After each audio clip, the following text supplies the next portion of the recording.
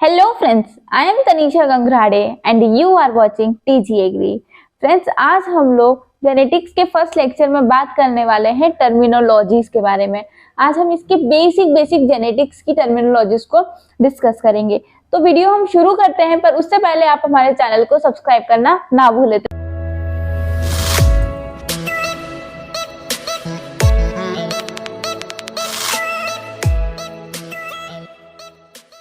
Terminology of genetics. देखिए, सबसे पहले हम बात करने वाले हैं इनहेरिटेंस के बारे में। ठीक है, देखिए इनहेरिटेंस का क्या मतलब होता है। हम जानते हैं कि पेरेंट्स से ऑफस्प्रिंग में क्या होते हैं, कैरेक्टर्स इनहेरिट होते हैं, ट्रांसफर होते हैं। ठीक है, तो इसमें दो टाइप से होते हैं। एसेक्सुअल रिप्रोडक्शन में किसके थ्रू होता है, स्पोर्स और वेजिटेटिव सेल्स के थ्रू होता है। वहीं पर सेक्सुअल रिप्रोडक्शन में ये गैमेट्स के थ्रू ट्रांसफर होते हैं। ठीक है, नेक्स्ट टर्म है हमारे पास हेरिडिटी। हेरिडिटी का क्या मतलब होता है, हम जानते हैं कि पेरेंट्स से ऑफस्प्रिंग में हमारे क्या होते हैं, कैरेक्टर्स ट्रांसफर होते हैं। तो ये ट्रांसमिशन ऑफ कैरेक्टरिस्टिक्स को हम कहते हैं हेरिडिटी। ठीक है, नेक्स्ट टर्म है हमारे पास जेनेटिक्स। देखिए, अभी हमने पढ़ा कि हेरिडिटी का क्या मतलब होता है, कैरेक्टर का ट्रांसफर होना पेरेंट से ऑफस्प्रिंग में। अब देखिए, जरूरी तो है नहीं ना कि as it is characters transfer हो। ऑब्वियसली कुछ ना कुछ चेंजेस तो आते हैं, वेरिएशंस तो आते हैं। तो जब हम हेरिडिटी और वेरिएशंस को साथ में पढ़ते हैं तो उसे हम कहते हैं जेनेटिक्स। ठीक है, जेनेटिक्स टर्म किसने दिया था, तो वो दिया था बेटसन ने 1905 में। और जेनेटिक्स की एकदम अच्छे से स्टडी किसने की थी, मेंडल ने, हम जानते हैं। ठीक है, तो इसलिए फादर ऑफ जेनेटिक्स भी कौन है, ग्रेगोर जॉन मेंडल। ओके, अब हम नेक्स्ट टर्म देखते हैं और नेक्स्ट टर्म है हमारे पास मेंडेलियन ट्रेट्स। देखिए, हम जानते हैं कि मेंडल ने अपने पी एक्सपेरिमेंट में 7 कैरेक्टर्स को क्या किया था, चूज किया था और 7 कैरेक्टर्स पे अपने स्टडी की थी। ठीक है, जब उन्होंने 7 कैरेक्टर्स पे स्टडी करी थी तो वो किससे गवर्न होते थे, सिंगल लोकस से गवर्न होते थे, या फिर हम कहते हैं वो कैसे होते हैं, मोनोजेनिक कैरेक्टर्स। तो ऐसे कैरेक्टर्स जो सिंगल लोकस से गवर्न और कंट्रोल्ड होते हैं तो उसे हम कहते हैं Mendelian traits. Okay, next term है डोमिनेंट कैरेक्टर्स। डोमिनेंट कैरेक्टर्स ऐसे कैरेक्टर्स होते हैं जो होमोजाइगस कंडीशन और हेट्रोजाइगस कंडीशन, दोनों कंडीशन में अगर अपने आप को एक्सप्रेस कर पा रहे हैं तो उसे हम कहते हैं dominant characters. Okay, next term आती है हमारे पास रेसेसिव कैरेक्टर्स। देखिए कि जस्ट अपोजिट होती है किससे, डोमिनेंट से। देखिए, रेसेसिव कैरेक्टर्स ऐसे कैरेक्टर्स होते हैं जो सिर्फ और सिर्फ अपने आप को कब एक्सप्रेस कर पाते हैं, अगर वो होमोजाइगस कंडीशंस में होंगे तभी वो अपने आप को एक्सप्रेस कर पाएंगे, अदरवाइज वो अपने आप को एक्सप्रेस नहीं कर पाते। ठीक है, नेक्स्ट टर्म आती है जेनेटिक सिंबल्स। हम जानते हैं कि हमें अगर कुछ भी रिप्रेजेंट करना होता है तो हम क्या करते हैं, सिंबल का यूज करते हैं। ठीक है, हम अगर सिर्फ कैपिटल टी लिखते हैं तो हमें समझ में आ जाता है कि ये कैसा है, डोमिनेंट कैरेक्टर्स है। स्मॉल टी कैसा होता है, रेसेसिव कैरेक्टर्स होता है। तो ऐसे ही हम जेनेटिक्स में काफी सारे सिंबल्स का यूज करते हैं। ओके, अब नेक्स्ट हम बात करते हैं जीनोम की, कि जीनोम क्या होता है। जीनोम का मतलब होता है single complete set of chromosome या फिर हैप्लॉइड सेट ऑफ क्रोमोसोम्स, तो उसे हम क्या कहते हैं, जीनोम कहते हैं। ठीक है, अब नेक्स्ट हम बात करते हैं जीन की, कि जीन क्या होता है। देखिए, जीन क्या होता है, एक स्मॉल सेगमेंट ऑफ डीएनए होता है। ठीक है, डीएनए का एक स्मॉल सेगमेंट जो किसी ट्रेड को या कैरेक्टर को गवर्न करे तो उसे हम कहते हैं जीन। ठीक है, और जीन टर्म किसने दिया था, जोहानसन ने 1909 में दिया था। ओके, अब हम बात करते हैं लोकस या फिर लोसाई। ठीक है, हम बात करते हैं कि जो क्रोमोसोम है वहां पे कहीं ना कोई ऐसी फिक्स्ड पोजीशन होती है जहां पर जीन रहते हैं।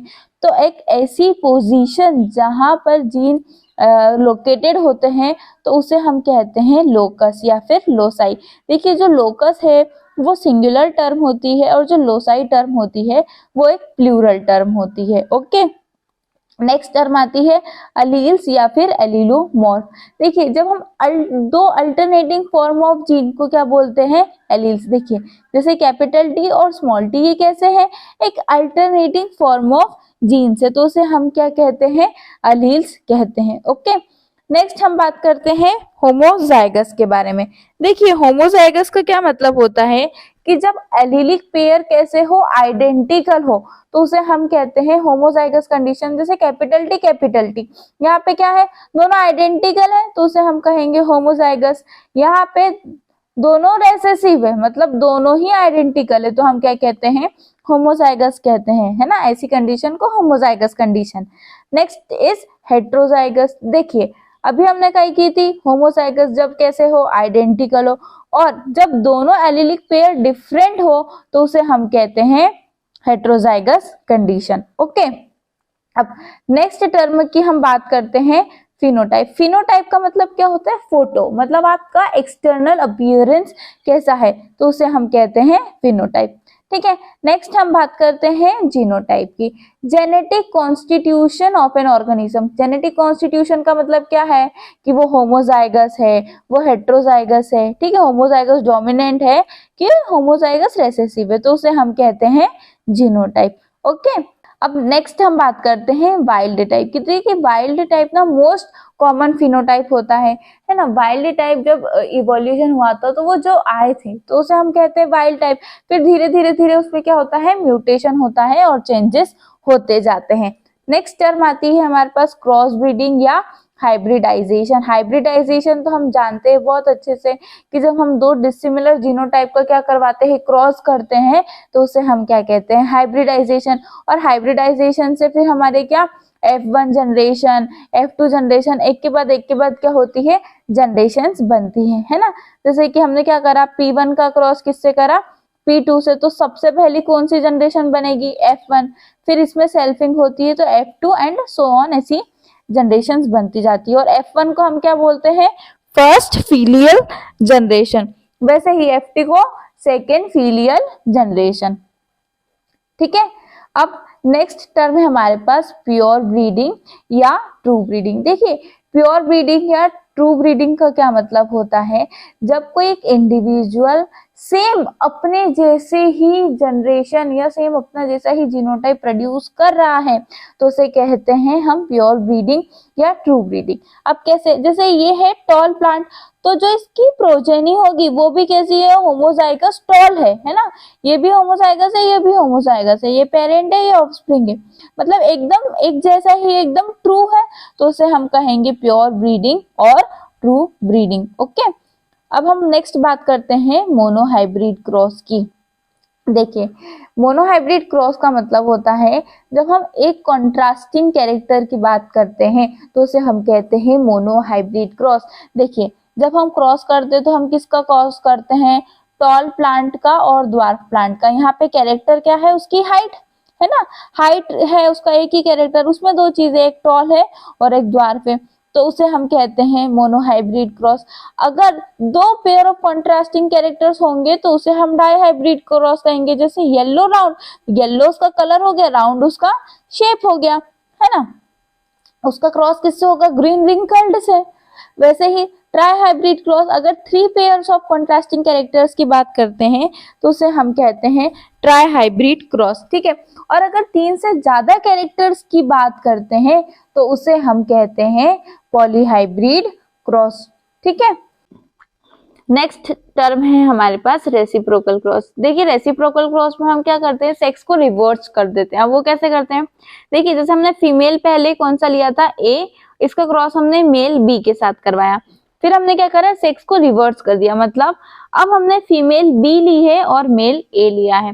तो ऐसे क्रॉस जिसमें हम सेक्स का रिवर्सल कर देते हैं तो उसे हम कहते हैं रेसिप्रोकल क्रॉस। ठीक है, next term is back cross. देखिए बैक क्रॉस में क्या होता है, जैसे हमने क्या करा, पेरेंट P1 का क्रॉस हमने पेरेंट P2 से करवाया तो हमारे पास F1 जनरेशन आई जिसे हम फर्स्ट फीलियल जनरेशन कहते हैं।